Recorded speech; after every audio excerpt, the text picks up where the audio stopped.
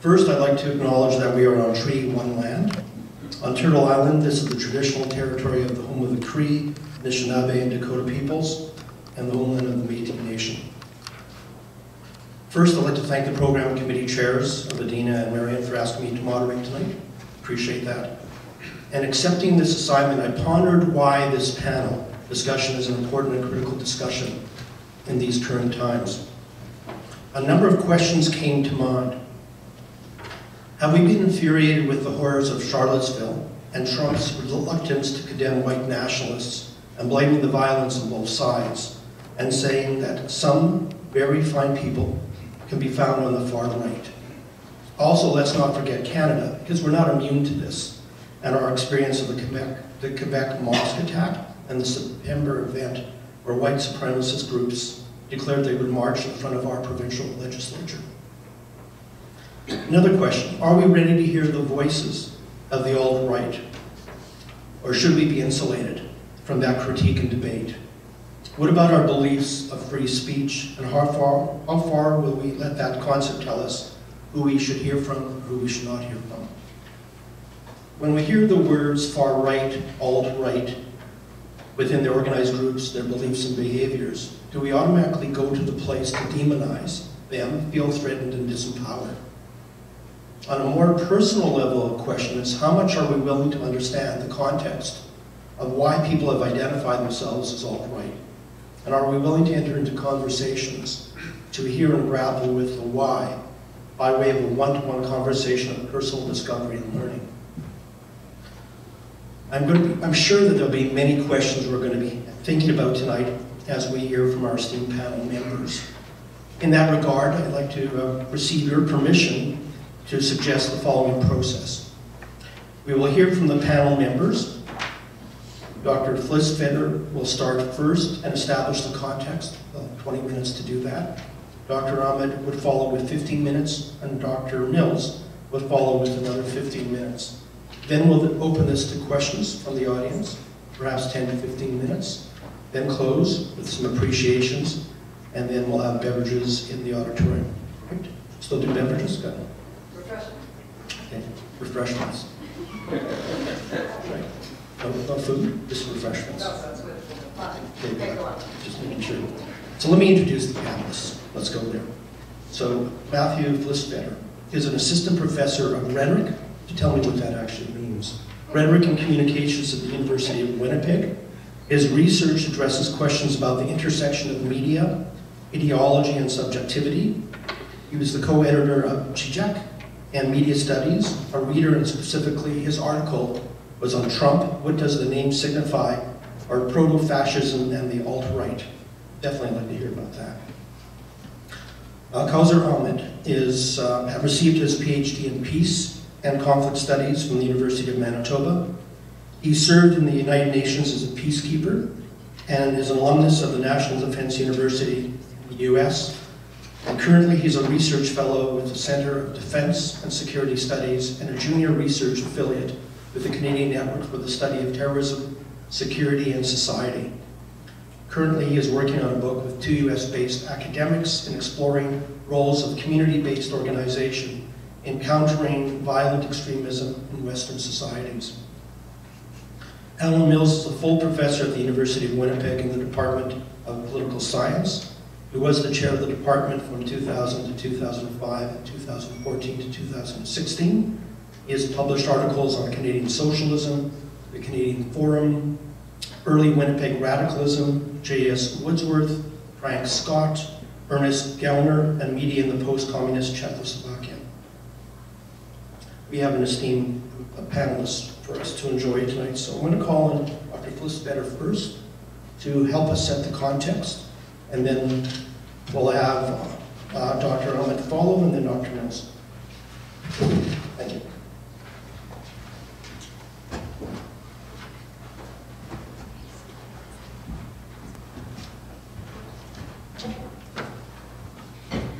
Good to do the score in the Jets game. I'm coming from Toronto, so I always have my little app just to see not the leagues, God forbid the leagues, but the Jays I'm following now. So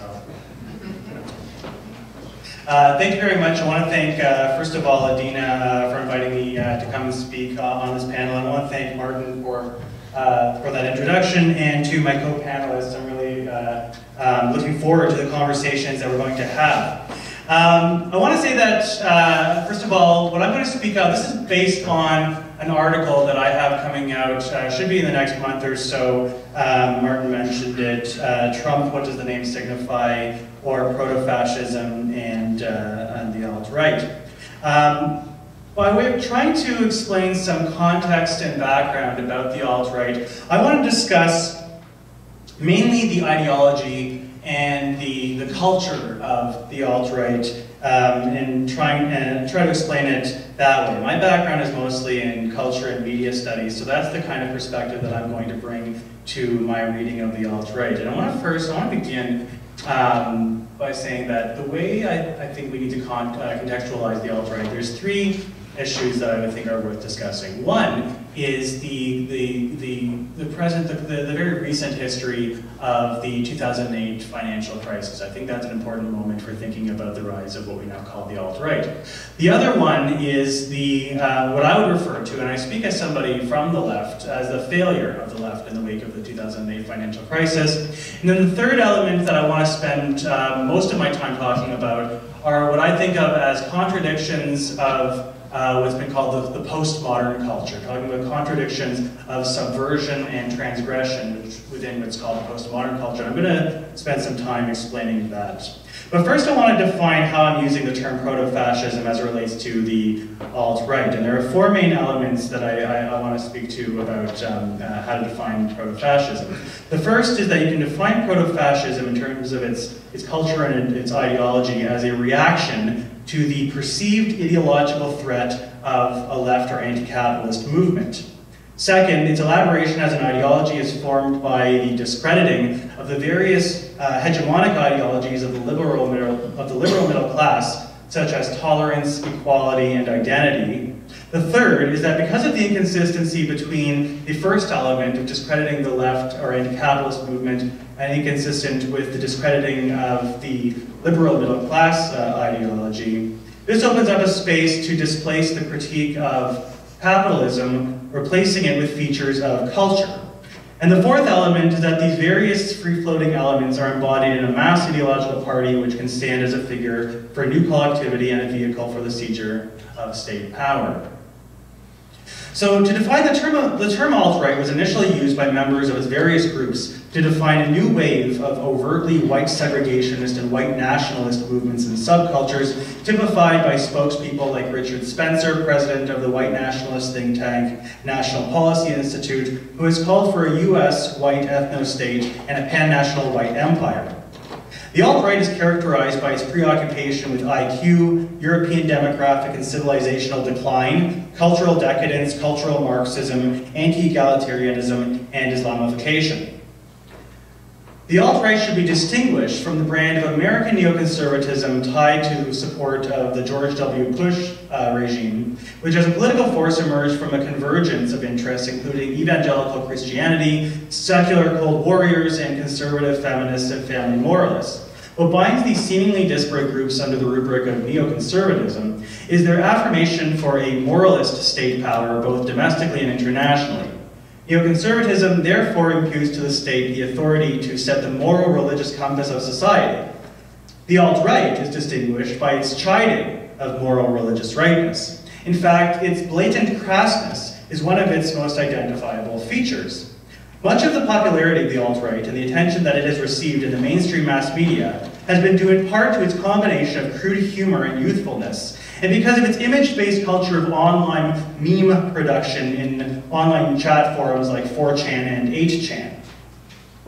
Traditional conservatives have taken notice of the alt-right because of its vocal opposition to left forces such as political correctness, feminism, and multiculturalism.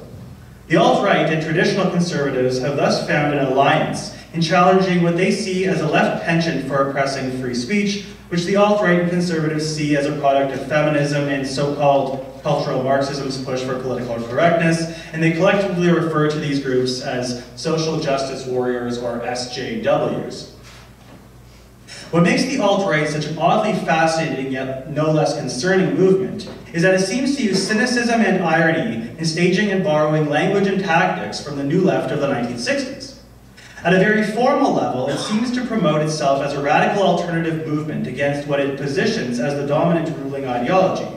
It is a reactionary movement against the liberal center. However, it is a pseudo-emancipatory movement that targets culture and different cultural identities instead of the political economy of capitalism and its class relations as the source of today's problems. Culture, rather than the political economy of capitalism, is for the alt-right the real problem. The alt-right is capable of organizing dissent by recognizing people's authentic frustration with the status quo, but rather than address the core of the problem, and I would argue that in terms of the relations of exploitation with capitalism, it displaces this problem onto a false problem. Usually for right-wing populism, this means blaming some kind of false image of an enemy or intruder who disrupted the system from within, such as the anti-Semitic representation of Jews and Jewish people in Nazi Germany. From the perspective of the right, the problem is not the system itself, but the cultural enemy or intruder who disrupted the system. Today, for the alt-right, this enemy has multiple identities. On the one hand, it is formed through standard practices of racism and sexism. On the other hand, the alt-right has targeted particularly politicized groups such as feminism, so feminism as opposed to just to women. The alt-right is largely masculinist and anti-feminist, concerned with the decline of Western masculinity, and therefore feminism has been one of its chief targets. By targeting politicized groups rather than individuals based simply on race or gender, an appearance is created whereby left political movements are figured as the ruling elite. That is, it makes it look like feminism is a dominant ideology, despite the continued existence of systemic and physical violence against women, which reproduces existing forms of inequality. Going after feminism in this way reinforces patriarchal domination as a social, cultural, and political institution. But still, because it is posited as transgressive and subversive, the alt-right is tactical in displacing blame for existing economic problems and cultural conflicts onto liberal and left agents. Viewing them in this way, I claim that the alt-right is a symptom of what I'm going to now define as postmodern late capitalism. It is a reactionary formation that can only be understood at a formal level in the emergence of postmodern culture. The alt-right is on the one hand a byproduct of ideological postmodernism, and on the other hand the result of the contradictions of subversion and transgression within the postmodern culture. So to understand this, it's necessary to first recall in what sense subversion itself became part of the postmodern culture. This is a development that is tied to the very persistence of capitalism to break down all barriers to accumulation. It tries to eliminate whatever will get in the way of its process of accumulating profit and wealth. This includes, in some cases, the breaking down of political and cultural barriers.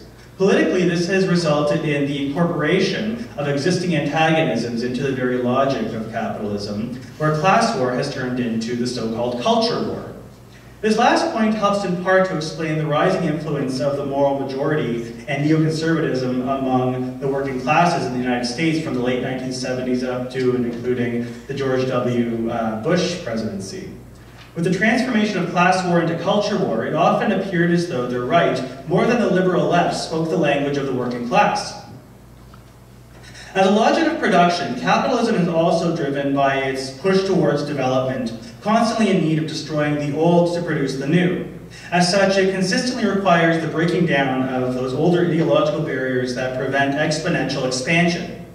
The historical period that we call modernity was therefore culturally contradictory in the sense that, for instance, it relied on traditional culture, say the culture of the conjugal patriarchal family, as part of its own process of social reproduction, while working to break down the structures of traditional culture to produce new agents that could go out and consume. I want to draw a parallel here between this logic and similar operations that happened within modern art and culture. So bear with me here, we're going to go into some art criticism. The commodification of art and culture is a contributing factor for the emergence of modernism as an art movement.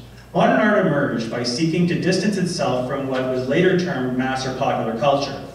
Also, modern art came about through practices of negating the influence of new media, beginning with photography. The technological reproducibility of the image instituted in modernism a formal criterion to, quote-unquote, make it new. From Impressionism onwards, through Cubism, Surrealism, and Abstract Expressionism, visual art sought to distance itself formally from the production of verisimilitude found in popular culture. On the other hand, the modern avant-garde found definition by distancing itself from the culture of the bourgeoisie. Culturally, modern artists carved out a space for themselves by setting up a concept of the bourgeoisie to demonstrate precisely what they were not. At the same time, modern artists sought to distance their work from the political sphere completely, hence the tautology, art for art's sake. So it is in these two ways that modernism found definition, by railing against what it was not, both in terms of its object, the work of art itself, as a non-commodity, and the identity of the artist as being anti-bourgeois. However, capitalism, being what it is, did not take very long to saturate this antagonism. While modernism may be understood by its vocation to not be commodity, postmodernism now, we could say, is what emerges at the point of total commodification in a post-war consumer society, where art and commodity begin to fold into each other, as in the case of something like Andy Warhol and pop art, right? Where it's the Campbell's soup can, for instance, it's the advertisement that's now the commodity. But postmodernism is also what emerges when the rebellious art of modernism, which constantly sought to negate existing world formally, becomes the official art of the canon, the gallery, and the university. Or put differently, and this is one of my central claims, I want to emphasize this, if modernism defined itself as a process of subversion and negation, postmodernism culturally is what emerges when subversion itself becomes the dominant ideology. If subversion is now part of the ruling ideology, how might we imagine the subversion of subversion? Alongside these developments in the cultural sphere, a parallel conundrum emerged in the political spheres of Western Europe and North America in the 1960s in the moment of the post-war welfare state and the Cold War era class compromise between capital and labor. In place of the class struggle between capital and labor, new social movements, or NSMs, from the civil rights movement and the post-colonial movements to second-wave feminism, the gay liberation movement, and the student and anti-war movements arrived on the scene. But just as modern art and culture were absorbed into the mainstream, first by the logic of commodification and then by way of institutionalization, so were the new social movements similarly diffused. With the campus protest culture of the 1960s and 1970s, new social movements began to have a profound impact on the curriculum of humanities departments at the university, with more attention being paid to non-white and female scholars, writers, and artists, launching a kind of academic culture war. The culture war at the university drew attention to issues of cultural representation in media, the stereotypical representation of racialized and gendered minorities, which by the 1990s came to include the representation of gays and lesbians with the addition of queer theory to the literature. Not surprisingly and not unproblematically, the rising attention to cultural representation and questions of diversity in the media was picked up by the consumer culture. Just as the threat of subculture, for instance, is diffused by incorporating it through commodification, so have the identity politics of the new social movements and the institutionalization of the culture wars been incorporated into the branding logic of the consumer society, which is interested less in multiculturalism and diversity or intersectionality than with maintaining a steady base of diverse consumers in order to avoid a crisis of market demand. Here too, then, rebelliousness, difference, and subversion have become part of the reigning ideology when it comes to questions of identity and difference. We see here a commercial diffusion of subversion. Rather than ideology attracting individuals as compliant subjects, the ruling ideology today is grounded on an inherent transgression of the ideology that seems to rule. Here we face one of the central cultural and political contradictions of our time. In both art and culture, and in the identity politics of the new social movements, subversion, far from being antagonistic to the existing system, has actually become the dominant ideology. If this is the case, what does subversion of subversion look like? This is how the situation has to be approached from the perspective of looking at the new alt-right. What the left sees as the subversion of bourgeois or elitist or phallocentric or Eurocentric ideology, the alt-right sees as the formation of a new culturally dominant ideology best encapsulated in the much disdained call for political correctness. The alt-right, too, is anti-bourgeois. And I don't know if people have seen it, but it's worth looking at. There was an interview yesterday that came out with Steve Bannon in The Spectator, where in much of his interview, and he's expressing, he's saying he's not a fascist, but he's expressing an interest in Mussolini. And he talks about his interest in Mussolini, talking largely in kind of oddly anti-capitalist terms. He's against authoritarian state capitalism, he's against financial capitalism. So it's an odd formation where the alt-right now too is starting to speak in terms of anti-bourgeois rhetoric. Rhetoric is the art of persuasion, by the way. But perceives and constructs the left, the alt-right does this, but it perceives and constructs the left as just such a bourgeoisie, just such a ruling class, trapped in its own libertine elitist bubble. What the alt-right, particularly in its white nationalist and masculinist bent, finds most objectionable in the politically correct postmodern identity politics is what its members perceive as a double standard on questions of diversity and identity. From their perspective of the alt-right, all identities are permissible save for white and conservative or even normative identities. In this scenario, when political correctness and postmodern identity politics are posited as the ideology that seems to rule for the alt-right, its politics cannot but appear as subversive. The alt-right, in fact, is caught up in the postmodern call to subversion. What makes this formation additionally troubling is that it also at times seems to rail against the consumer culture of postmodern capitalism, making it both ironically populist and at times seemingly anti-capitalist. In contrast, recall that we did see a wave of left protest movements after the 2008 financial crisis, from the so-called Arab Spring to the Occupy Wall Street movement. What was significant about the former is that it shows that how the strength of the people can be a force of change. The Occupy movement, in addition, drew significance for directing attention to the capital class dynamic. However, these movements failed to produce any kind of lasting alternative to the existing system. Occupy Wall Street was famously mocked for being leaderless and for lacking concrete demands, and therefore reflected the impotence of the left.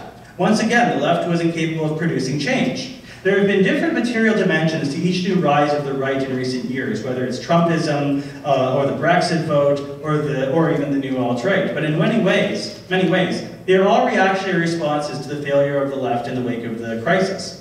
Phenomena like the rise of the alt-right demonstrate quite clearly that, quote, every rise of fascism bears witness to a failed revolution. This phrase, which the Slovenian philosopher Slavoj Žižek often attributes to the German Jewish philosopher Walter Benjamin, signals what is perhaps the most depressing aspect of the rise of the alt-right as a proto-fascist movement. It highlights the fact that there was a revolutionary potential, a dissatisfaction which the left was not able to mobilize, or in fact that the revolutionary potential of the left failed by being beaten out by the predominant liberal status quo. There are then two ways to understand the failure of the left in the wake of the 2008 crisis of capitalism. One, as a failure of mobilization, and two, as a failure to break through and defeat the liberal ruling class. I think here the example of, you can even put in the context of the challenge between Bernie Sanders and Hillary Clinton, if you want to put a face to it there. The first problem is one of building up left as a hegemonic force. In some ways, the Arab Spring and Occupy Wall Street did demonstrate a wave of post-crisis leftist enlightenment, which saw rising popularity of left-wing political parties, such as Syriza in Greece, as well as avowed socialist figures like Bernie Sanders in the United States and Jeremy Corbyn in the United Kingdom.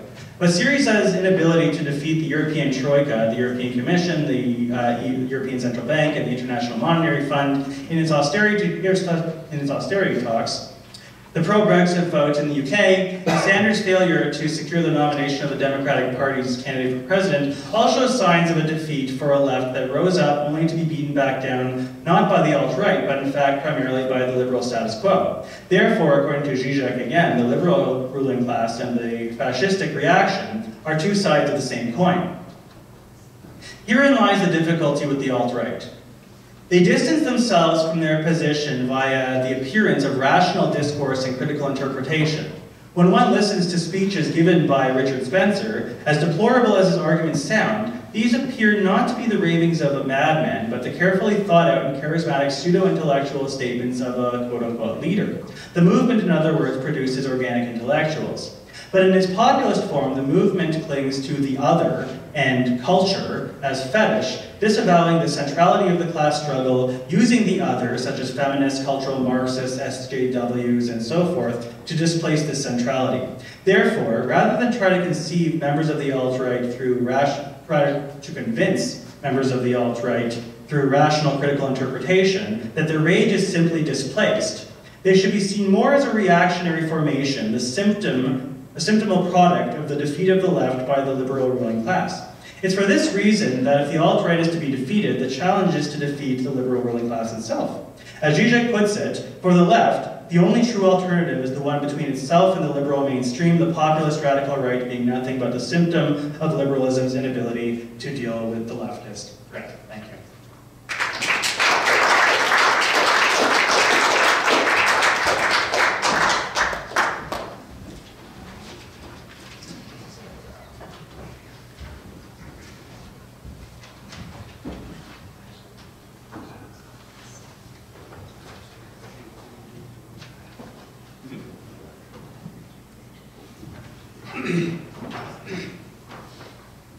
First of all, thank you very much for inviting me today, this evening, both the organizers and the moderator. It's my privilege to talk to you.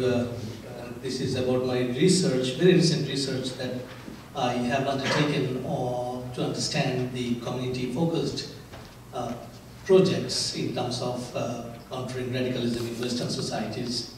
So this project is in a very last stage. We submitted, and it's going to be out by September, fall, by Lexington Books. So what really, brought me to these whole phenomenon of alt-right, that's what I wanted to share with you this evening. So in last July, by the way, I work for Manitoba Justice, so I have some understanding of the safety and security of the province. So from that perspective, we received a couple of incidences report that there were a number of graffitis in downtown, couple of buildings, government buildings. It was pretty bizarre for us because it doesn't happen always. So when they sent me the photographs, I found with my bewilderment that these are anti-Semitic graffitis. So we investigated this whole thing through our professional channel, and we couldn't get to the sources because there were no CCTVs and other stuff. But I was very much interested to see the symbolism of these graffitis and what they want to say, and really wanted to say something about this whole issue. The second incident I was particularly witness to is it happened in last October in legislature building. There was a rally, it's called Diversity Rally, if some of you might have heard, that was organized by Antifa movement and with the collaboration of a Muslim group, China Siddiqui's group. So on that, gathering, I encountered 3 soldiers of Ordin's members, and I had a long discussion with them. Interestingly, they wanted to talk to me too. So they had different ideas. So these 2 things, and finally when I was writing a couple of chapters of my book, I was desperately looking to interview at least 1 or 2 alt-right groups in North America. And after a lot of persuasion, I could really end up with Life After Hate group, if you have some ideas. So they are based out of US, but they have organization in British Columbia. So these 3 things really brought me or gave me some idea about this upcoming movement. Formally speaking, I prepared a note, and I will try to stick to it. And I do apologize in advance if you find my ideas a little wandering. I would like to start today with a result of Pew's Global Survey, which was released in December 16. So according to that survey report, a majority, that means 54% of the United States adults say they have heard nothing at all about the alt-right movement. And another 28% have heard only a little about it, and just 70% say they have heard a lot about the movement. So that is the context. It is a very new phenomenon according to their Pew survey, and of course according to my own research. Southern Poverty Law Center, a little US-based think tank, they originally, they have a lot of data on alt-right supporters and movement in North America especially. According to their website and their definition, they define this movement or this group of people, those who have a set of far-right ideologies, and their core belief is that white identity is under attack by multicultural forces using political correctness, social justice to undermine white people and their civilization. Another expert termed it as a European-style alternative to mainstream American conservatism. However, in my own research, I find it is really grounded on 5 pre-existing strands. First off is paleoconservatism, which is characterized by nationalism, protectionism, isolationism. Number 2 is neo-reaction, which rejects outright many of the presuppositions of enlightenment. Third is Gamergate, an internet-based movement. Fourth is men's right, a movement dedicated to either undoing feminism or doing for men what feminism does for women. And the last one is white nationalism. I also checked up, and I do follow a couple of the websites and blogs just to see how the discourse really emerges and evolves. And just very interesting that the Breitbart website says that the movement is young and creative people who are eager to commit secular heresies. They have become public enemy number 1 to Beltway conservatives. And this is what is interesting, that this group of young people. We have to go back to Richard Spencer anyways, and who coined the term alt-right in 2008.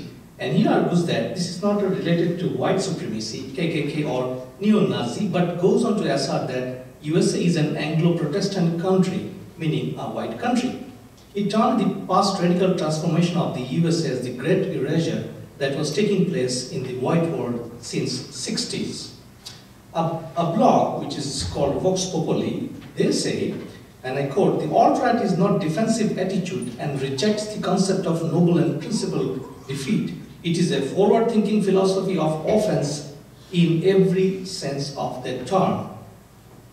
However, some call it a big tent movement, although its values and beliefs do not differ significantly from the more classic far-right nationalism. In sum, the alt-right envisioned itself as a political alternative to traditional mainstream conservatism. That is to say, the alt-right thought of itself ultimately as a political movement that would get people elected, move legislation, and do broadly the things one expects out of politics.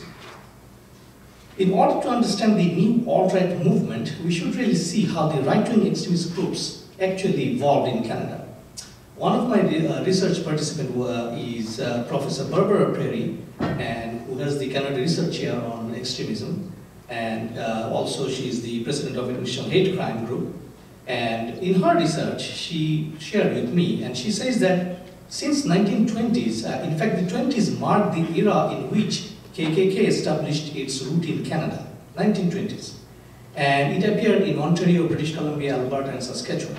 Neo-Nazi skinheads also began to appear in the United States and Canada in late 1970s and springing up in numerous urban settings. Canada continued to see a rise in neo-Nazi activities in the 90s, particularly around the skinhead music scene.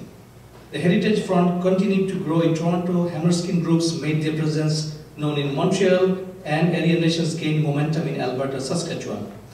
Entering the 21st century, the KKK, Church of the Creator, skinhead groups such as Aryan Guard, Blood and Honor have maintained their presence in Canada, staging rallies against anti-racist, disseminating xenophobic flyers, and engaging in array of violent and deadly activities. A German-based neo-Nazi nationalist and anti-Islam group, the Patriotic Europeans Against the Islamization of West, in short, PEGIDA, protested in the streets of Montreal in 2015, sending the message to all Canadians that Muslims that they are not welcome. So these are the couple of things that actually we find in Canada. However, the current right movement clearly targets Muslims in Montreal as per the research of Dr. Perry, and Canada as well as has global ties that are more organized and vocal in generation. A reporter observed the following in the province of Quebec, and I just quote because it is interesting how the whole report has been framed. And the reporter says that scaling the nearby walls of the citadel, Atalante, Quebec unfurled a banner that read, "Terrorist to the death, Islam out." Atlante are guys that are a bit more extreme than us, said Katie Latulippe, who heads the Quebec chapter of Soldiers of Odin, a group that has proposed patrolling Quebec City neighborhoods popular with Muslims. Atlante, on the other hand, advocates openly for a renaissance of the Neo-French in Quebec.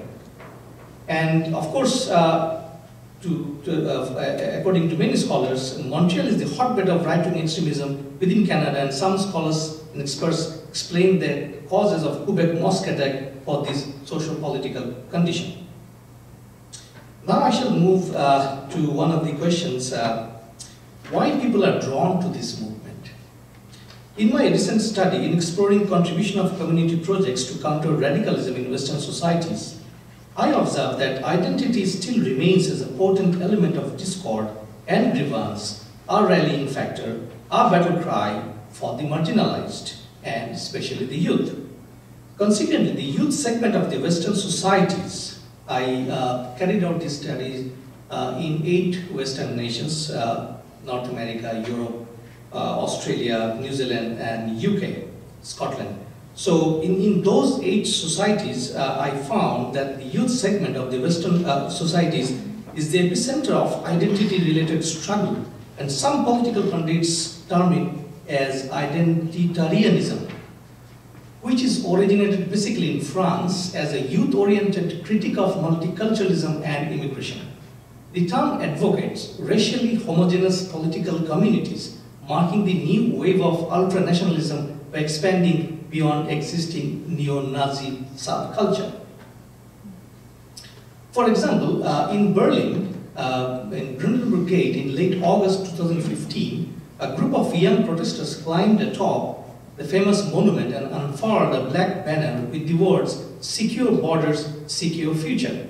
That is to say that this whole movement has a very strong anti-immigration notion and attitude. One of my research participants from Belgium, he is a professor, and he says that people are mobilizing anew around old grievances along ethnic, religious, racial, and cultural lines, demanding that their identities be acknowledged, appreciated, and accommodated by wider society. Suffering discrimination and marginalization from social, economic, and political opportunities, they are also demanding social justice, the way they see it. So why this movement today? They are not isolated. They are part of a historic process of social change, of struggles for cultural freedom, of new frontiers in the advance of human freedoms and democracy. Next, I want to attempt to answer the question, what is the big draw as opposed to leftist liberal views? The first speaker touched it in details. I will only touch upon a couple of points here. Let me explain why it initially appeared to be different from classic right-wing political activism. The German identitarian movement calls itself a patriotic movement and a mainstream counterweight to the old right, because right-wing groups are too dogmatic and extreme. Now going back to the question of liberal left, I find York University psychologist Jonathan Haidt's explanation quite interesting here, as he propounded that liberals and peoples of the left underpin their politics with moral concerns about harm and fairness. They are driven by the imperative to help the vulnerable and see justice done. Conservatives, on the other way, and people of the right value these things as well, but have several additional moral touchstones, such as loyalty, respect, and sanctity. They value in-group solidarity, defense to authority, and protection of purity in mind and body. To liberals, those sincerely held values could look a lot like xenophobia, authoritarianism, and puritanism. The final question that I want to address here is that what are the effects of the alt-right on society in general and specific groups in particular? So the obvious answer is the changing nature of political landscape, where election of leaders like Donald Trump and like-minded leaders have already occurred in Europe. In Canada, we also see popularity of Conservative Party candidate Kelly Leitch, who partly used the same rhetoric during the party's leadership campaign. Nonetheless, we also find emergence of activist groups like Antifa, in short, anti-fascist political landscape, meaning different groups are now being pitted against each other, and often they use violence. Let me remind you that President Trump coined a new term after the Charlottesville attack, alt-left, to refer primarily to Antifa and black-clad anti-fascists who rioted on Inauguration Day in DC at Berkeley shortly after. Otherwise, this kind of phenomenon is gaining popularity in Western societies. Steve Sailer, another proponent of this group, of this camp, whose pseudoscientific writing on race is popular among the alt-right, demonstrates this well. Sailer began claiming as early as 2000 that the route to success for the Republican Party was to take populist and nationalist positions, such as hard lines in immigration, identity politics, and economic protectionism. Now to the specific effect of such movement onto the minority group. And in March 16, Spencer invited former California State University Long Beach professor Kevin McDonald, the author of a trilogy purporting to show that Jews seek to undermine the host Christian societies in which they often live, to speak at an event titled Identity Politics. After that event, Spencer stopped just short of questioning the Holocaust, telling a Huffington Post reporter that if it, I quote, really happened, then of course it wasn't justified. If it happened differently, then what the story we have been told is, then I think that needs to be out, unquote. In Canada, we find the emergence of a group calling itself Alternative for Canada, in short, Alt4Can, which held its first party conference in an undisclosed location in October 27 last year. They are self-described European nationalists. One would find that alt-right in 3 places in Toronto, coming out of Proud Boys groups, on campuses associated with the free speech on campus movement, and on the fringes of anti-Muslim movement. The Proud Boys are Western chauvinists who think the West is the best. This is all I have to say, drawing from my current research. And most importantly, I strongly feel that we might be complacent in saying that we are not American, or things not happening in Canada as it happens in America or Europe. But the point I want to make this evening is that the society itself is changing, for good or bad.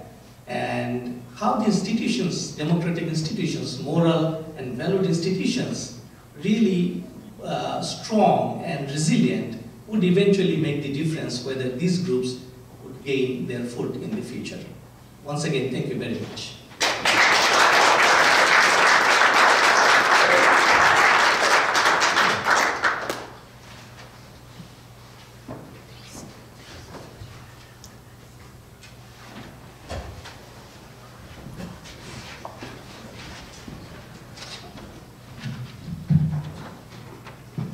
Well, thank you very much for coming. Thank you very much for the invitation. Thank you as well for having values that allow you to come to this event rather than to stay at home and watch from the big jet. What I want to argue is that the kinds of ideas that are indigenous to the alt-right have existed for the last 100 years at least. But they have become more threatening lately because of intensifying stresses within the overall world order, within the order of Western civilization as well, and I think through the result of the accidental election of Trump in the United States. Let me let you in on a secret. I was born at the end of the Second World War. I suspect some of you were actually born before then. But anyway, my father in the British Navy throughout the Second World War, met my mother in Scotland in 1944.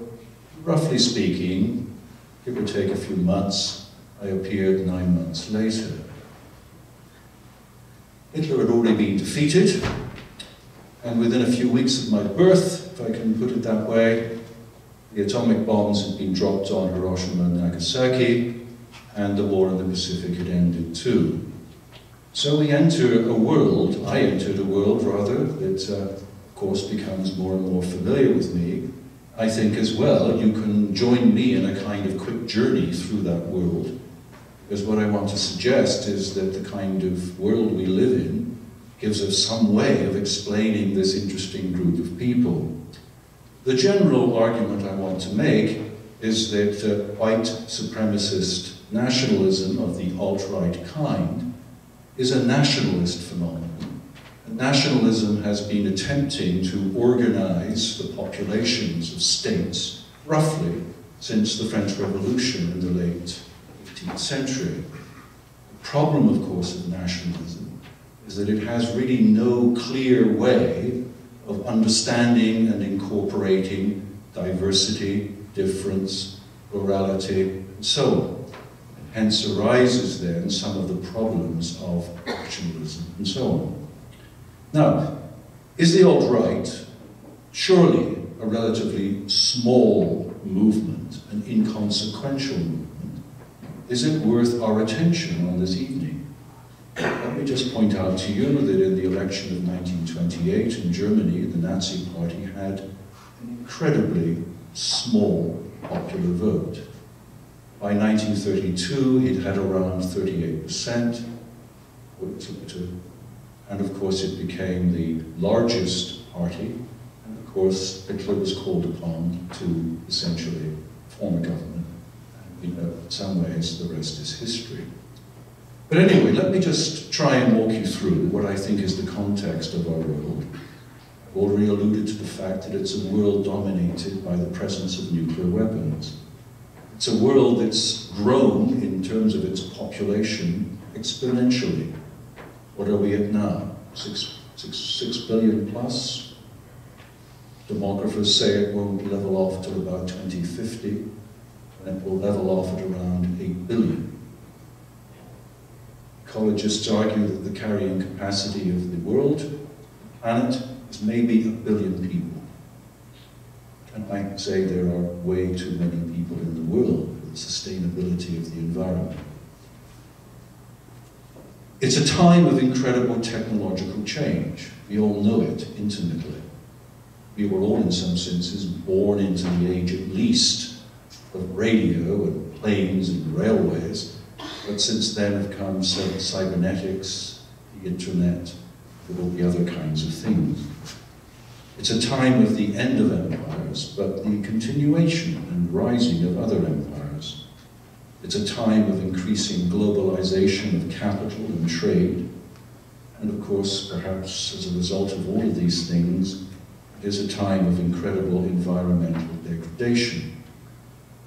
Now, looking at things more locally, looking at, if you like, our Western development in these last 50, 60, 70 years, it's been politically, internationally at least, the time of the Cold War. Communism is defeated in 1989, roughly. The United States is left as the one standing hegemonic power, becomes the world policeman.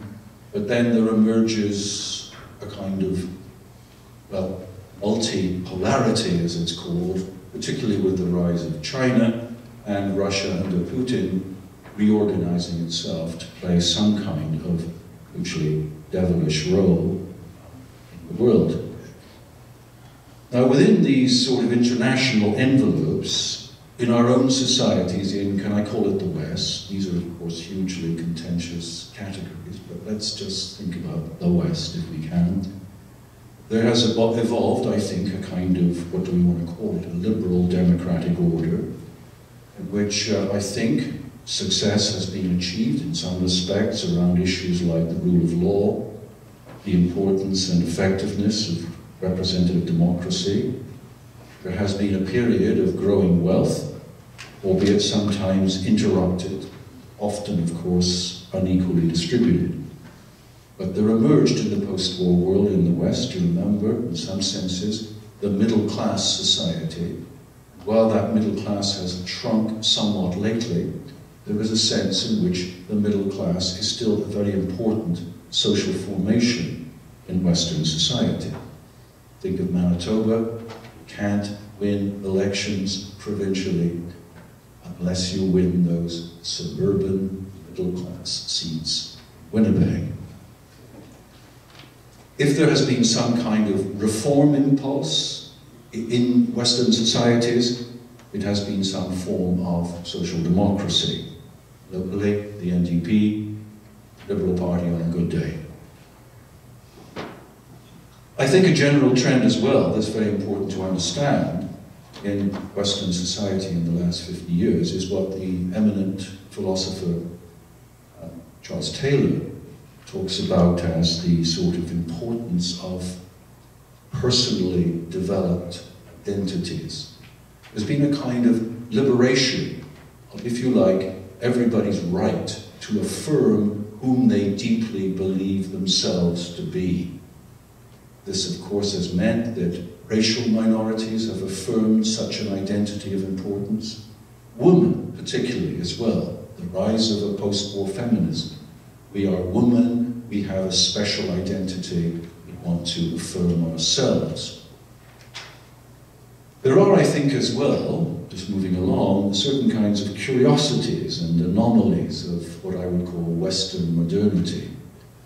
The relative decline of religion. This is contentious, I know. Charles Taylor, one of my favorite thinkers, he would argue that, in fact, religion has not disappeared, it's just taken different forms. I think, however, that there's a good case to be made for the relative decline of religion. What I think as well has happened because of the media and the technologies and their sort of over-determining presence in our society is that essentially media have come to replace reality. Or if you like, reality has become profoundly mediated by technology, by our communication. Can't understand Trump any other way.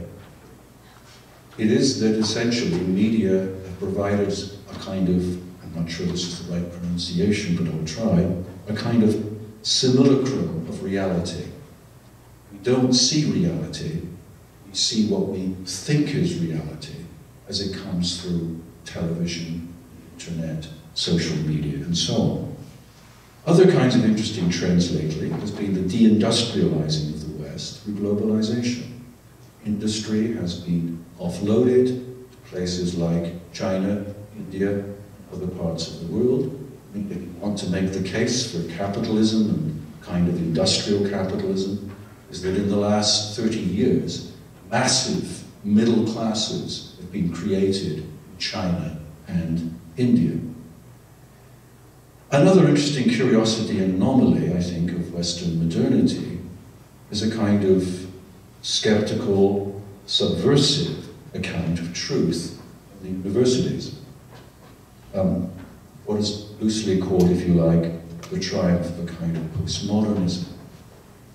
This was in many ways a project undertaken by very, very radical and perhaps ostensibly left-wing thinkers. But it is then that essentially the claim was there is no knowable truth about anything. You can put it as simply as possible. Our realities are always constructed. They're always in some senses mediated. It is that there are no facts. H. Carr, the famous Marxist historian, said that facts are like sacks of potatoes. It depends upon what you put in them.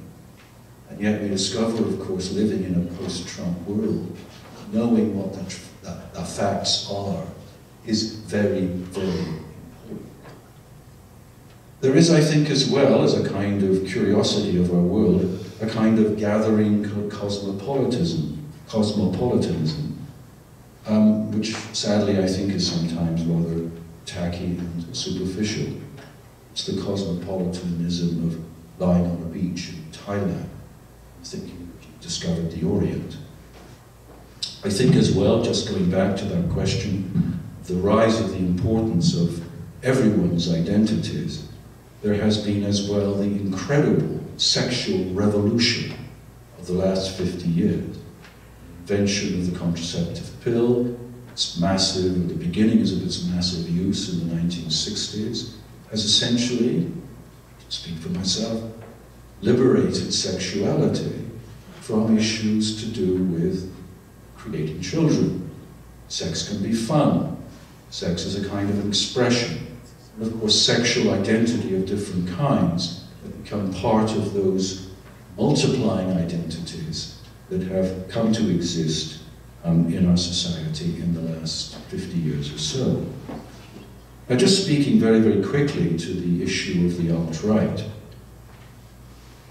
The way I see it, rather superficially I think, is that these are essentially young, white males. And they are experiencing a kind of relative decline of their status in the societies into which they've been born. They are white, yet there is, if you like, a growing rise of racial minorities, assertion of the identities of racial minorities in the United States. It is that they are male, and yet they are confronted by the rise of womanhood, put it that way. Now, I just thought, sitting on the stage then, in many ways, of course, it's the story, I be crass, of the life of Hitler. Born in a small town, you remember, Linz, in the Austro-Hungarian Empire towards the end of the 19th century. Son of a middling customs official. He has great aspirations. He goes to Vienna to somehow pursue a study in art. He meets the Vienna of multiplying identities, of multiracialism, of competing peoples, not just German speakers, but Czechs from Bohemia and Jewish Viennese people in the incredible flourishing of their economic and intellectual success at that time. Hitler, German-speaking, German nationalist, looks at Slavs as inferior, looks at Jews as inferior. Essentially he feels that their relative success is a kind of contravention of the normal, natural social order. Now it looks to me that, as with Hitler, that the alt-right is a society of angry young white men experiencing a kind of declining status. Their anger is deep and multiple. It is anti-elitist. It is highly nationalistic, populist, anti-cosmopolitan, white supremacist, homophobic. Shall I go on? Misogynist, anti-Semitic, Islamophobic, protectionist, isolationist, violent, and anti-democratic. A sort of conjury, a collection of antipathies. We might say that, look, you know, these are horrid thoughts and horrid ideas, but look, it's only the expression of a small group of people. Those Nazis in 1928 maybe getting 5% of the vote.